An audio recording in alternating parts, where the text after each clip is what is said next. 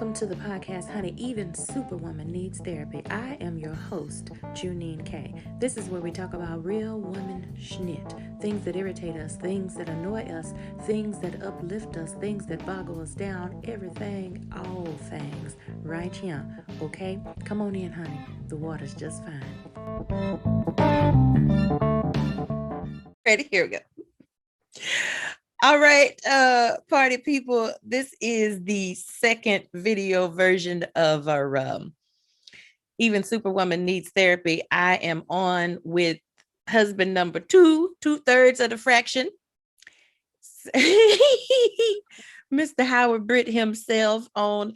Listen, I just told him off camera. I said, wait a minute, let me hit record so I can talk about it on camera to the people. This whole situation is very interesting. What do you lose in that? What do I lose in that?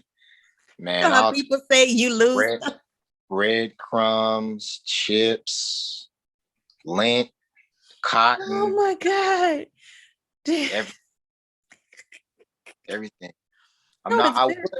I can't even get close to the camera because it'll show how imperfect it is. Don't do it. Don't do it. I'm just gonna stay back right here and stay in my lane. That's what you do, sir. I'm just gonna stay in my lane and let it be what it is. Look, I said earlier when we was trying to hash out what we were gonna call and do or whatever. Let me tell y'all something, party people. He hung up in my face, and I thought to myself, see, that's why I ain't married to this motherfucker, because he just got control issues and shit. Yeah, see there? See, look, uh-oh. I'm gonna let you make it for this because this is your podcast. I'm gonna let you make it, but clear.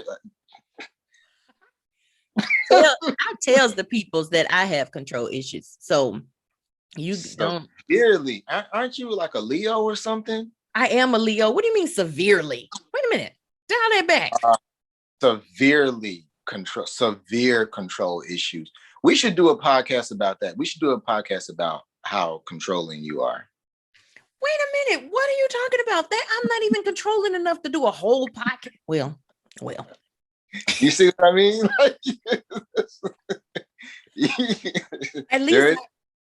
At least I admit my situation. Don't. Yeah, you do. That's good. But that's a trait of have you never I was gonna say, have you taken an Enneagram test? I ask people what's their Enneagram number. Something to think about. No, I've never heard of that. I'm all about tests and assessments and stuff. Like, what is it called? Enneagram. ENNEAGRAM. Yeah, I'm a 7. Okay. Yeah. When you find out the number, let me know. Yeah, yeah. I like that. I love stuff, self-assessment that tells you, what your characteristics and personality is, what your strengths are and your weaknesses, so you can fix your damn self. Because ain't nothing worse than folk walking around broken and shit, don't know they need to be fixed. Don't know, have no clue. But and we're gonna talk about a little bit of that. I got to tell the people this is my thing. I got to tell people what I'm drinking, even though it's the middle of the day. Listen, it's 5:00 somewhere. That's what I'm drinking. I'm drinking Jack Daniel's Tennessee honey whiskey. Wait for the pour in my crystal glass, because you get fancy. This is real crystal. This ain't from the Dollar Tree. This ain't ain't nothing wrong with Dollar Tree. Ain't no shade. It's several things in my house from the Dollar Tree, but this ain't one of them. I'm just gonna get a little bit. You ever wonder when they be on them shows, Sharpie, they just get this much of whiskey or scotch? Like, what the hell you gonna do with that? I'm gonna throw that back in about 5 minutes. But that's what I'm drinking, y'all. So this is part 2 of the, what is it? This is like the X Factor or some shit. I don't know.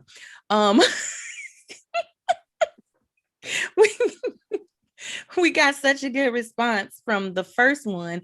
And a lot of people were surprised, and I shared this with you, that we could talk so candidly being exes, because I guess most exes hate the other person. Yeah. I don't know, or can't necessarily, converse about stuff, let alone relationship stuff, because that's triggers all the way through, in and out. But that we could do that and really bring some kind of closure to I don't know what it does for the men. I don't know if you Do you have any men in your audience of people that follow you? I have a few. They'll speak out every now and then. They're very quiet, but they're very subdued and quiet for the most part. But when they need to speak, they'll speak out. And I have two groups of men. There's the men who are good men who will speak out and say things related to, hey, there are good men out here. They'll respond to that. But then I have some men who are there and who will come at me and say, this is foolish. You're a simp and this is ridiculous. So I have both groups, but very rarely do they speak. But when they do, they say what they need to say. Yeah. Oh, okay. Well, I don't have any. I mean, I see on my stats, my analytics, that there are men, but nobody that's. Look at you, analytics. Come through. You got to know what you're doing. And I learned that, and let me just give this plug, because for the people that know me, and I share with you very often, my first moments of entrepreneurship and what I learned how to do came from our relationship. I've always been an entrepreneur at heart because working for people made me itch. You understand what I'm saying? So I knew that was not necessarily designed for me, but it was in our relationship that you really helped me hone in on some skills and some things that I even implement now. And that's one of those things. I would never know about no damn analytics and stuff to do. But, I think it's important to note that we not subtract, but we get things from our past relationships and we apply them to our now life. But oftentimes we don't give that person the credit that's due. It's just like if you're in a relationship and with the words, I love you, it's kind of like, well, I love you. Yeah, I know you love me, but every now and again, I want you to say it. I don't want every now and again, but I know. I need to be. If I don't have that, are we doing the podcast now? Or are we just talk? Are we? Yeah, I mean, the podcast is just us talking. For me, but we've had this conversation a few times before. If I don't have that, I don't feel like you're present with me. I need to have I love yous. And that goes into obviously, the whole love language. Mm-hmm.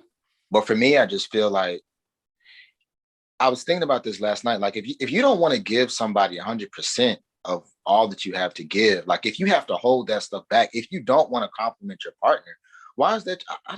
Why is that your partner? I just don't get it. I really don't. At this point, I'm just, why is that your person if you have to hold back? Why? But maybe it's not just the holding back though. Maybe it's that's just not your love language. You just don't express love verbally that way. You have a different love language. Maybe it's acts of services or gifts. So you can't necessarily expect someone to say, I love you, and that's how they show love if that's not the way they show love, I thought about that. I'm ruminating on this.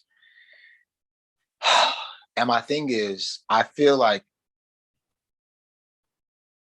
I don't know, Jay. I really don't, because I hear what you're saying, and I know that that's what it would say in the book of love language but at the same time, I feel like I know that as humans, we have these two conversations. We have our we have our internal dialogue and whatever we say, whatever we express outwardly. And so for me, I just feel like when you're looking at your partner, or you're looking at the person that you love or whatever, and you feel whatever you feel like, man, I really love this person. Say it, talk, speak, use your words, like just say it. I feel like a lot of times there is that dialogue where you do feel that, and that's where I'm coming from. Like so often people are like, well, they just don't, there's something that just prohibits them from saying it when they feel it. Because you feel that constantly, like, like if somebody does something amazing or I really love this person, So why can't you express it? I feel like, for me, at this point, I just feel like there's something that really prohibits people from saying that. And yes, I do think it has a lot to do with, I feel like I'm talking too much. Go ahead. No. It has a lot to do with what? I think it has a lot to do with the conditioning of, maybe if you haven't heard it, if that's not your normal thing, it feels awkward for you. Yes, I do acknowledge that, but I still feel like there's this resistance and friction that you're applying the brakes. You're the one. I don't want to say this, because that's not, your mind is going through something that's keeping you from sharing what you feel. That part, I'm yeah. Or maybe you just don't know how to let go. Like, that's not necessarily a conscious decision to apply the brakes. You know what I'm saying? Like, I'm not going to do this. I just don't know how to let go. But everybody can let go when they're in the bedroom when they have their legs open. So that's not true either. That's not true either, Sharpie. But, like, no, because you have to. But if you can moan, you can meditate. If you can moan, if you can say somebody's name, if you can scream, oh my God, you can articulate. But don't get me on the sex. But here, saying oh my God is not letting go, because there are 569,000 people who have never had an orgasm, let alone a multiple orgasm. So they don't know how to let go. We know this. I agree, in agreement on that part. Notwithstanding, maybe it's just me, honestly. Maybe it's just where I'm at. I just don't want to, because my thing is this. I'm at a point in my life and my understanding and my awareness where you can articulate what you need to say when you get to work, when you want your paycheck. If you don't get your paycheck, you know exactly what to say to your boss to get the money that you are owed. You will cuss them out. You will say what needs to be said. You know how to articulate. There are other areas in your life where you articulate like a professional. The fact that you don't translate it over here and you're in a committed relationship with somebody that you chose, for me, I don't want to, you chose this. I need you to exhibit all the energy when your kids do something that piss you off. You know how to go off. You know how to say that. You know how to say everything. When you don't get your paycheck is late. When the stimulus time to get stimulus, you know how to make sure it's this. Where is my stimulus? Where is my stimulus? There are other areas of your life where you know how to articulate clearly. And all I'm saying and expecting from people is translate that over here. You know how to talk. You are over the age of 20.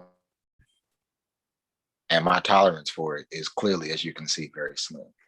But that just may be me. I just think that people they grow comfortable in their excuses, and nobody is like, no, I'm not going to settle for that, because I know that if you were at work, you would say what needs to be said. When your coworker bumps up against your car, you know everything. You can cuss, you can say whatever you need to say. But over here, I'm the person that you love. I'm the person that you claim you love, that you want to be with, that you're actually with, but you can't speak. Open your goddamn mouth.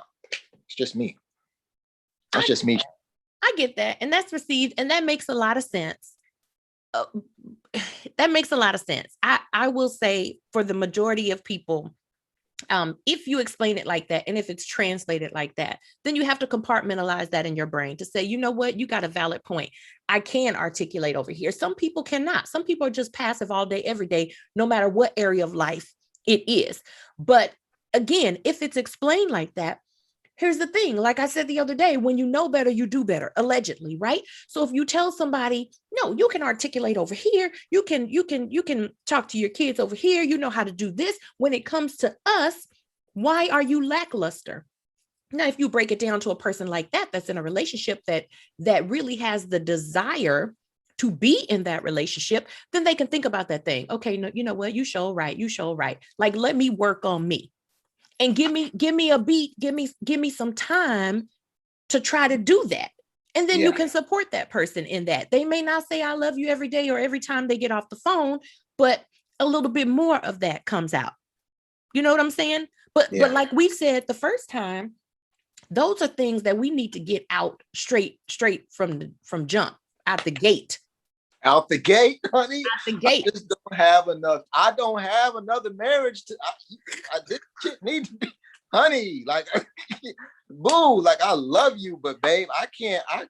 You on number 3? You'd be on number 4, right? My love, yeah, go ahead, drink your drink. This 2 is it, because I can't. Hell You know no. what? I said, Sharpie, I said, it doesn't matter if it's 1, 2, 3, 4, 5.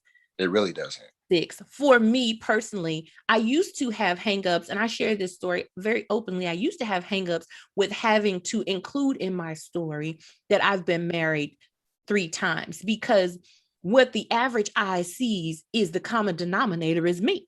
So apparently I must be fucked up, because, 3 motherfuckers have come and gone, and I'm the one. So I need to do some fixing with me.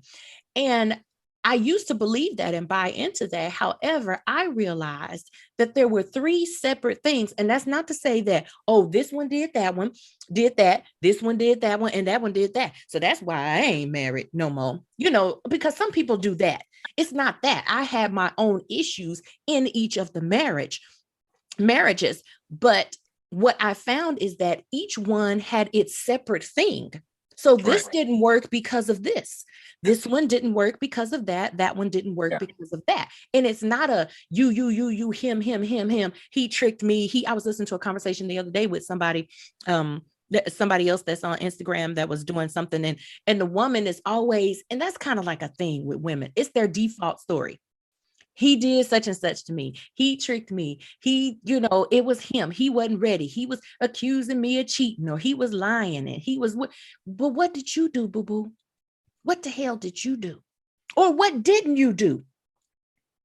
Sometimes is the better question. So, you know what I'm saying? So it's like, I don't allow it to make me feel any less.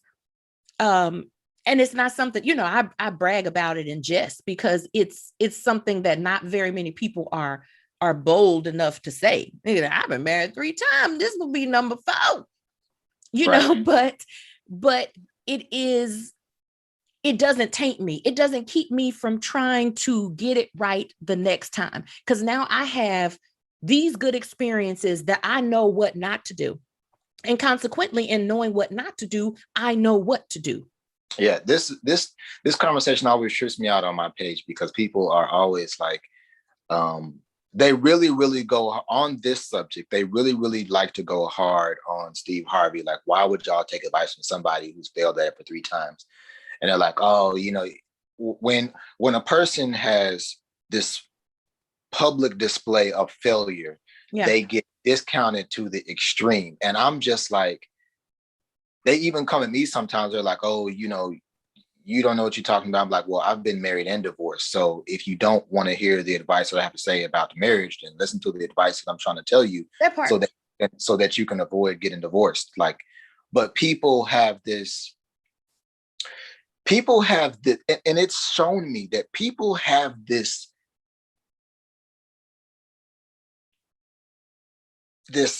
yes, mime. This this yo, they this. have this. People have this. Nigga, spit it out. They have this what?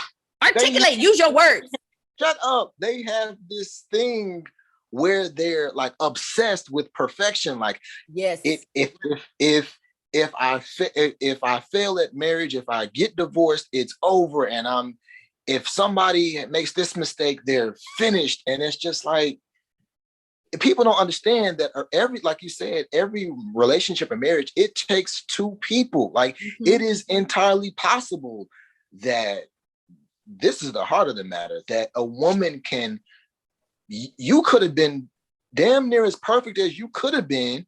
And it could have been that 3 men pretended to be something that they were not. And then as time grew, it turned out, oh, you're a liar. You're not who you said you were. That could have perfectly well been the case, but people don't see it that way. All they see is you've been married 3 times. And so, yeah, you're the common denominator. You suck at marriage. And when people discount people and cut off the possibility, it just makes me, it just puts me in a place where, like I said, humans are weird. I'm pretty sure I belong on another planet because you can't possibly think you're going to get into a relationship with somebody and you're going to last a long time. Like I always say, life is short, but life is also long. Yes, honey.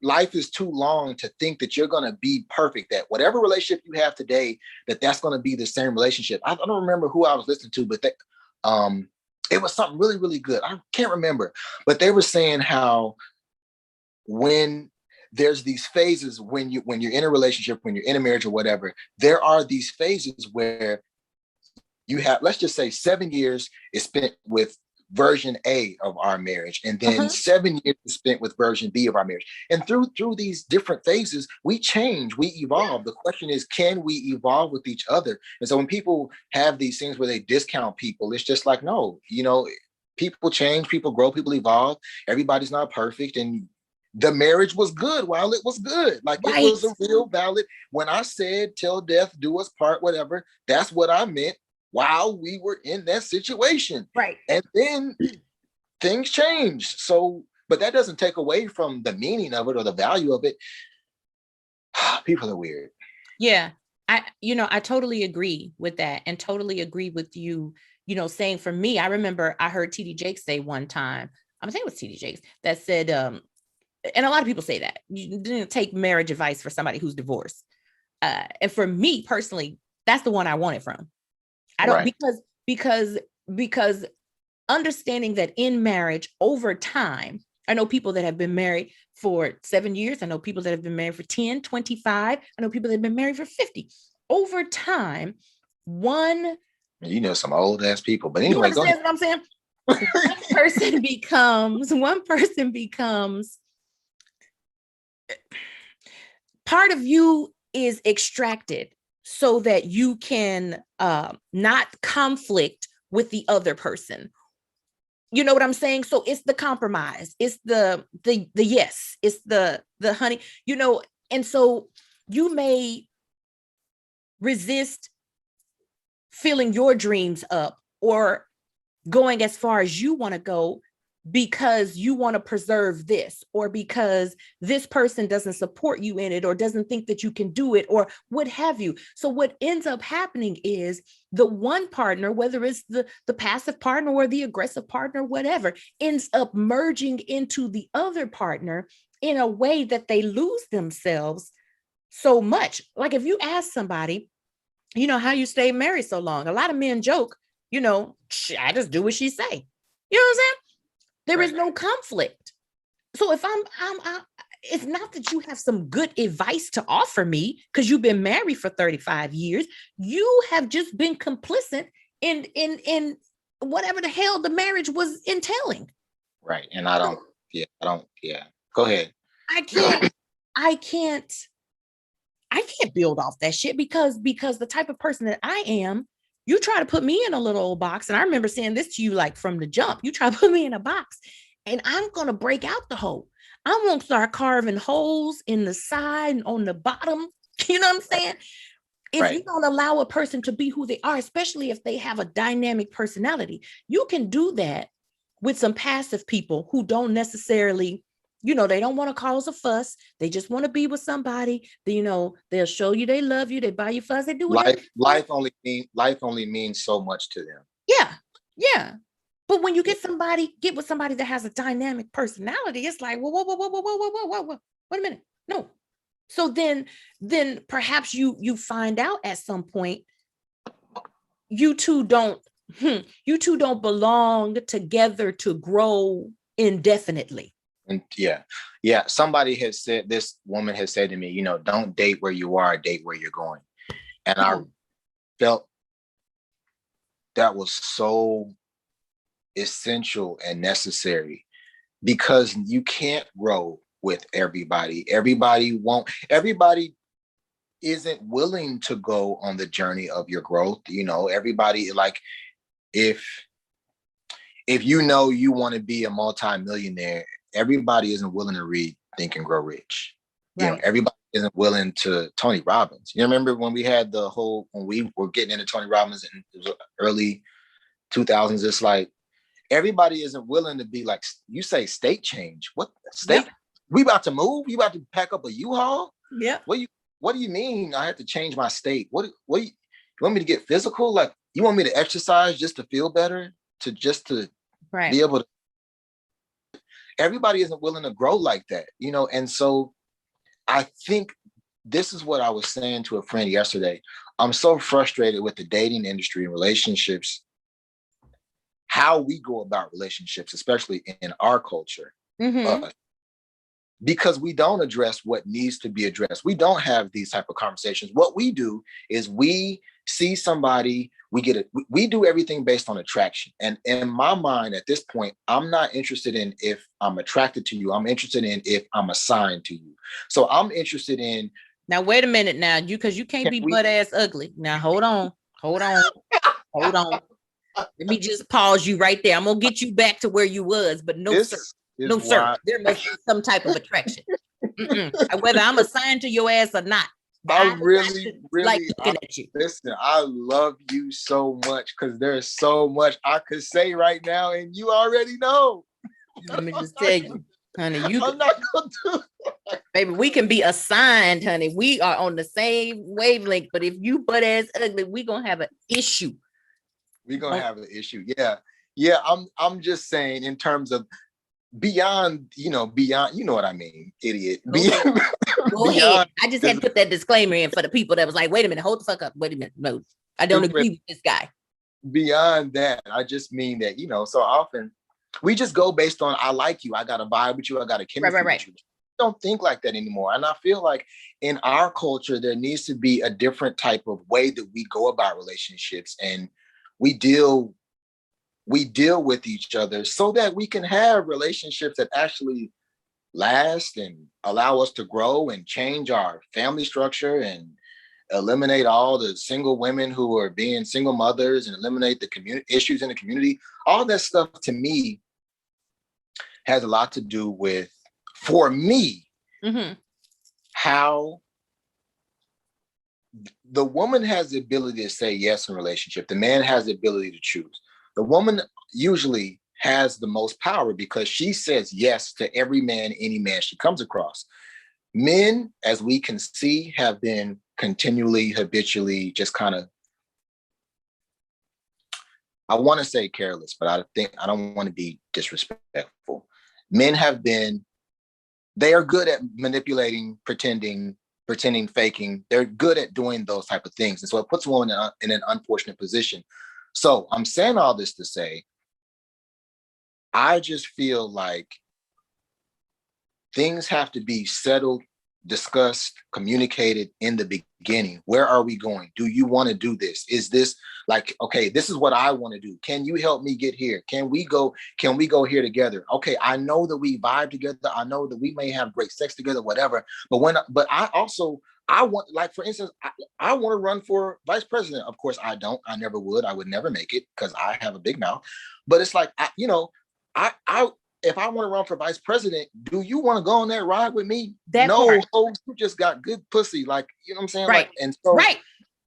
Listen, and I'm not even trying to be disrespectful like that, because I know that there's a lot of great women who are great. They cook, they're great at cleaning, they're great at being good women. But is there an extension where the good turns into, I can support you, I can believe in you, I can grow with you, I will pick up some books. Hey, babe, I got these books. We don't have that. And we need that. We need to have an understanding that relationships are not what we were taught they were. Relationships are work, and everybody's not trying to get dirty like that. They're just not. Right. Yeah. Right. And you have to find out what works for you. And what kind of dynamic and chemistry you have with that person. One of the very good things, and and I'll say this because several people have asked me, what just happened? Several people have asked me, about this.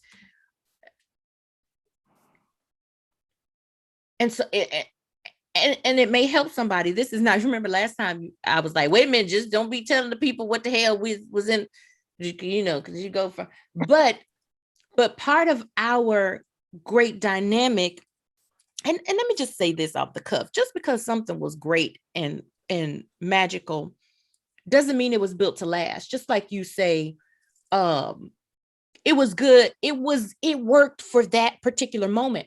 And I shared this with somebody else the other day. I'm gonna get back to that second point, because my mama say I'd be getting off topic and shit and going around story. Well, she taught me hell, because she got 2,900 stories before she get to the meat.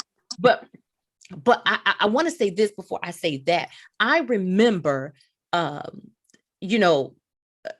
when we got married, one of the lyrics that I don't remember nothing else of the goddamn song you sang, but you wrote a song.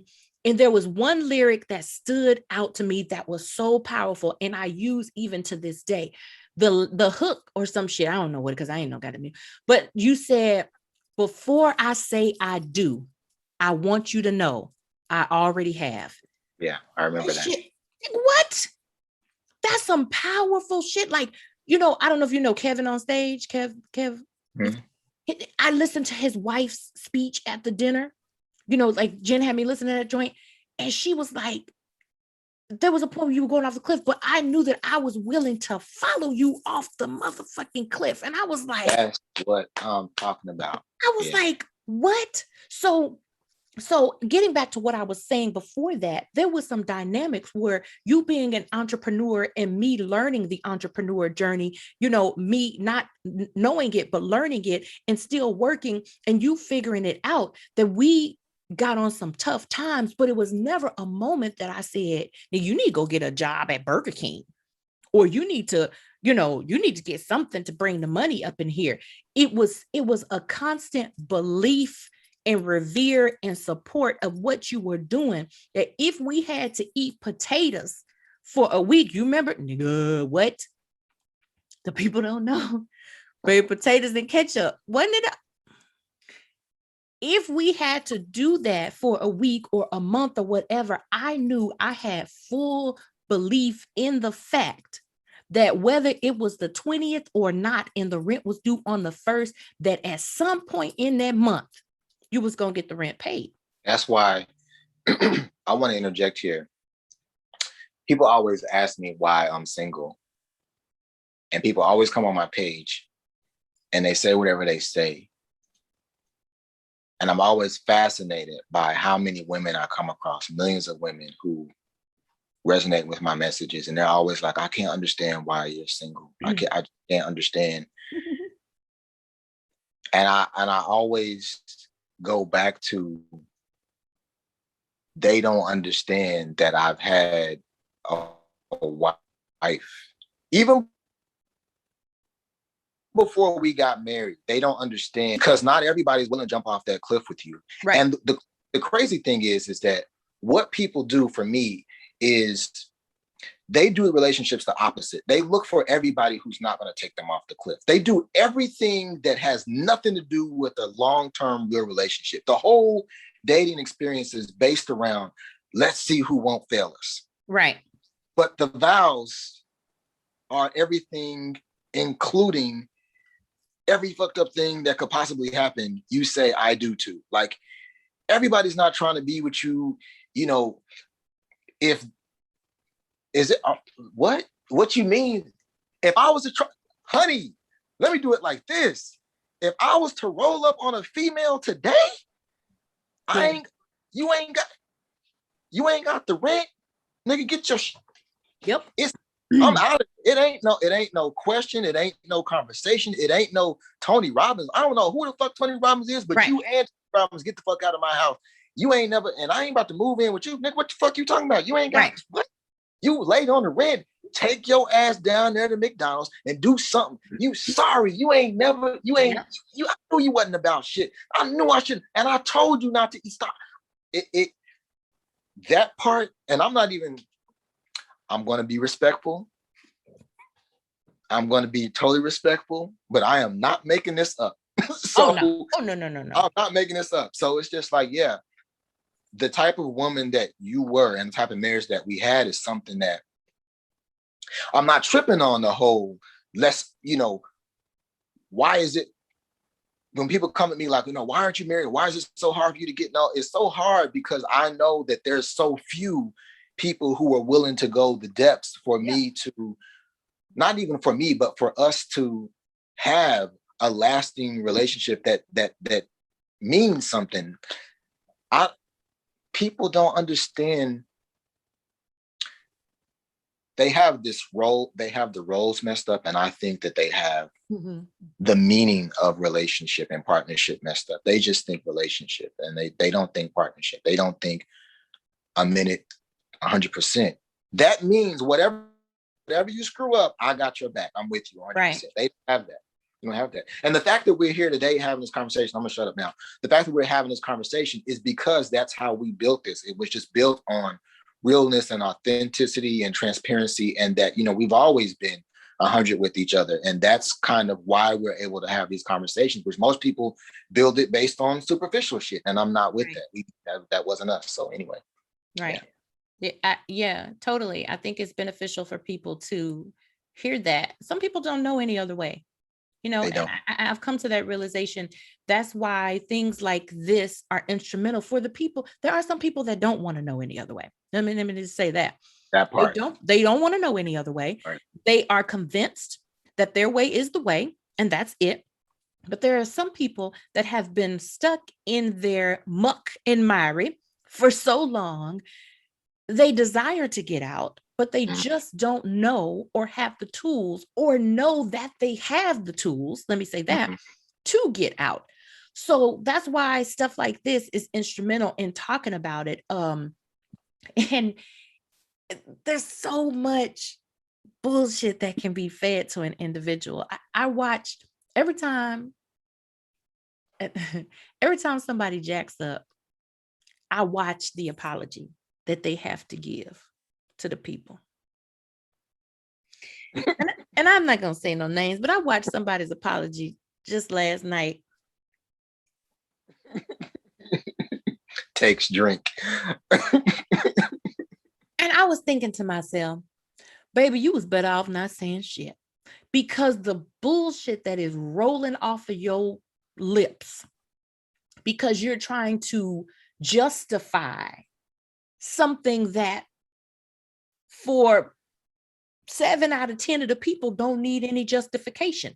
It's the 3 motherfuckers that got you bound. It's the 3 that are like, you need this. That's why, and I told you this the other day, that's why I have pause in being celebrity, because I wouldn't give 2 rats ass. You apologize. or my apology would be like this. You know what? I did say it. I said it. I did say it. I was in a moment of rage and fit when I said it, and I possibly could have taken a step back before I did that. However, I said it with intensity, and that's what I meant. That's my apology. Ain't no, I've always been on the, I really deeply apologize to fuck the people. What? I don't get, if you don't like it, I've always been of this persuasion.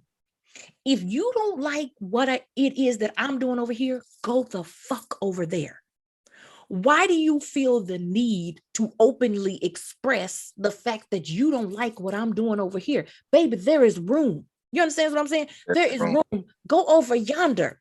Or you can make this a lot easier and not put me in a situation where I have to take such actions that may offend you.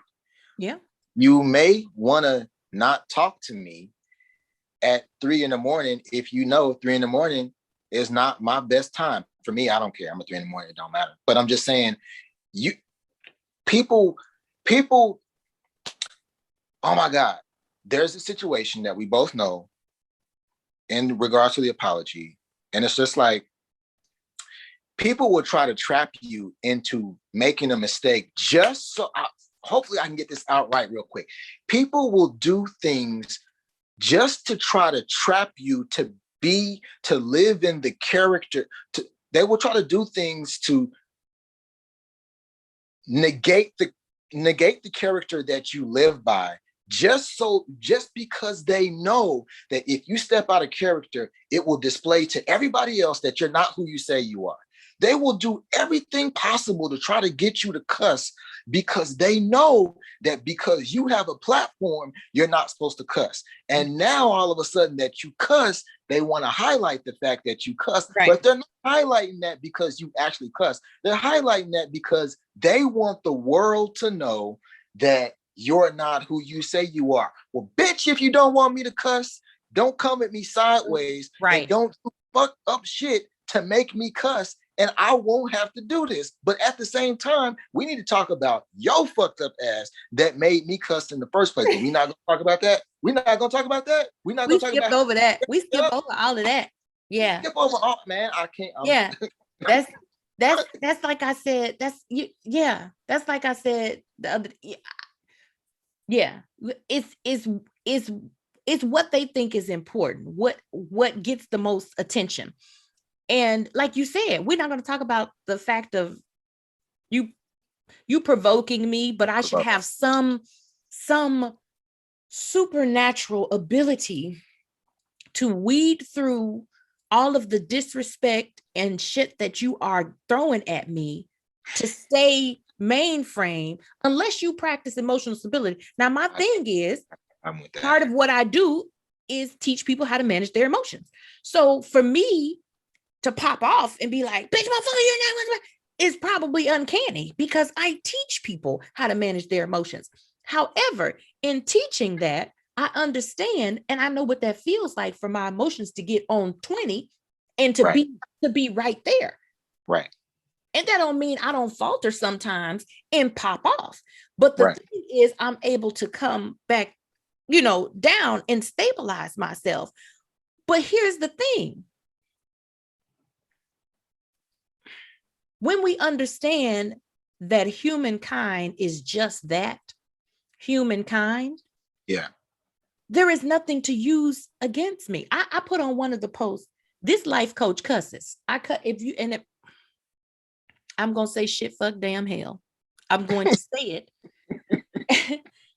I'm going to say, if you're having a tremendous problem with what you're going through in your life and marijuana helps your problem, motherfucker, smoke. I'm going to say that because I'm governed by my own self and laws. I'm not going to say the typical, well, you should meditate. And take deep breaths. Because motherfucker, a deep breath don't help all the time. Trust. Right. And I'm the breathing mofo in the land. But trust, a deep breath don't help all the time.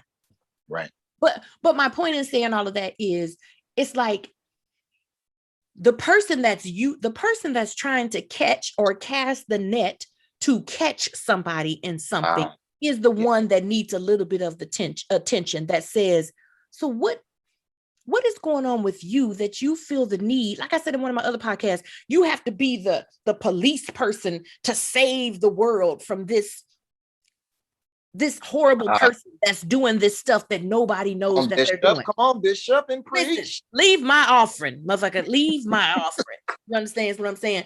It's like, what? Who made you the people police? But you know what? The other part of that is, when people do that, in my growth, what I realize is that when you put me in a situation like that, what you're doing is requiring my grace to cover you for all the mistakes that you are now making. You're asking and requiring my grace to cover you. So it's like, if you come up and hit me and you think, oh, you're not supposed to hit me because that's going to look bad for your platform. What you're doing is relying on your expectation of my grace to be there to save you. Let me find this. But you have no idea on which day that you catch me, you might get caught back with a backhand. You really might just get hit dead in the face, because I'm not at any point obligated to respond the way that you think I'm supposed to respond to any negative situation you bring to me, period.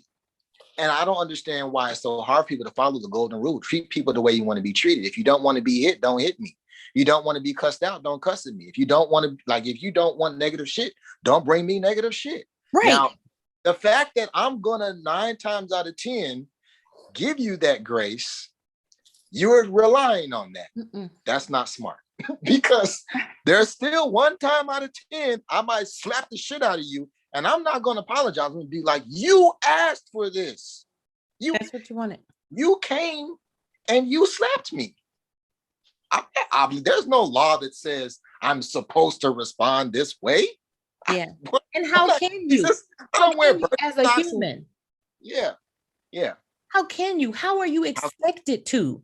Just because you're held to a higher responsibility, how can people expect for you to do that? Like it's a, like you said, humanity is weird. Humans are weird. It's stupid, for lack of a better word. I agree. It is selfish and malicious. Actually, to me, I think it's evil to even put somebody in that situation, because you're already knowing that you're already expecting them to respond to your mess. You're already expecting them to respond positively to your negative mess. That's not fair. I'm not going to do that. That's like me going up to Denzel Washington and hitting him in the face. He'll be like, oh okay.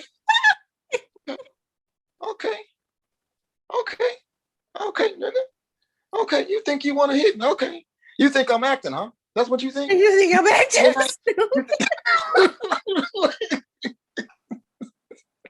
You know what I'm saying? Like, why would you do that? Why would you go up to Obama and start some shit and be like, yo, Obama, I hate you. Like, you fucking suck.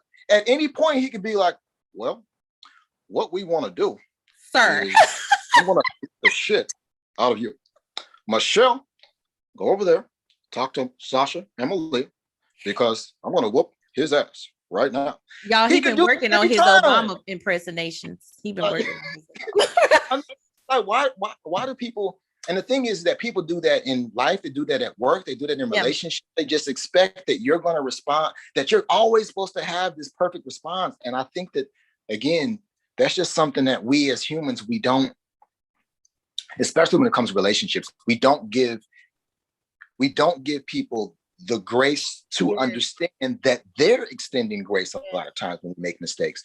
We don't acknowledge that. And I just want, for me, I just would like for people to just stay in your lane. Like, if you have somebody who is extending you that courtesy, if you hit somebody and you don't get hit back, you need to go run to your car and pray and be grateful, because next time it won't be that way. If you get cussed out by somebody because you were wrong, then, you know, be grateful for that, because you got grace. Like, but don't make it seem like this person is wrong, or it's like, this is what I want to leave with for me is, it's like, if I know I'll go out here and go run my private parts with 10 other females, and you're like, hey, who was all these females? And I'm like, oh, damn, you caught me.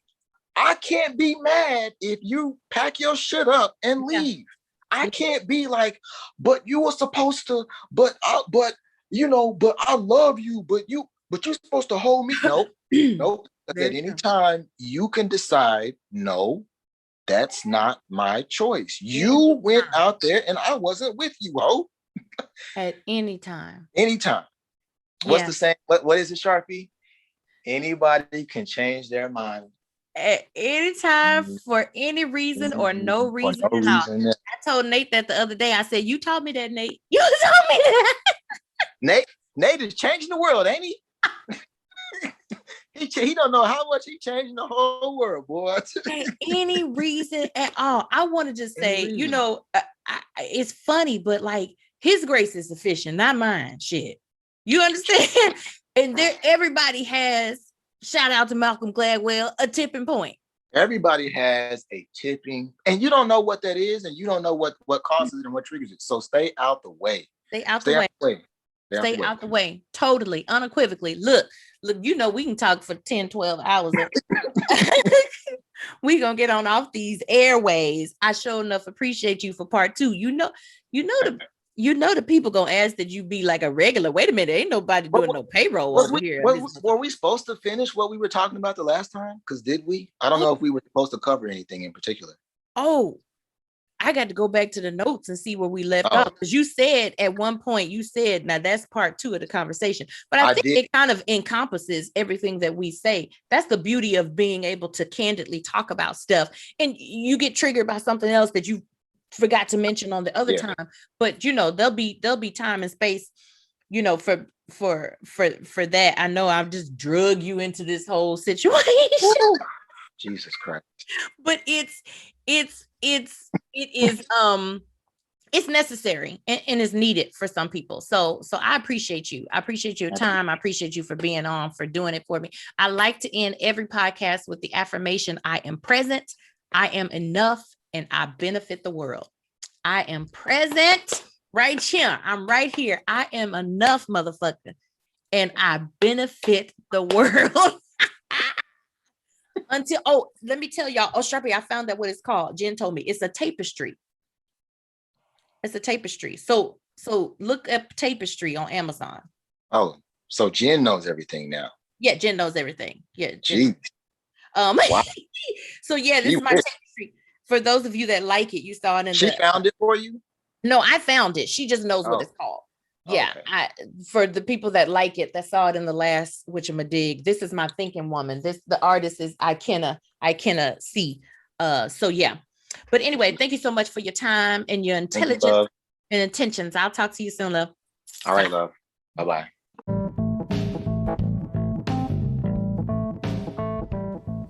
Thanks for showing up and giving me your ear, honey, for another episode of Even Superwoman Needs Therapy, where we get the stuff off our chest to make us happy, to make us whole, to make us healthy. Be sure to subscribe and tell somebody else, okay?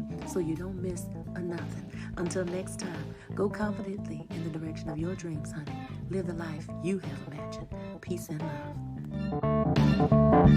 love.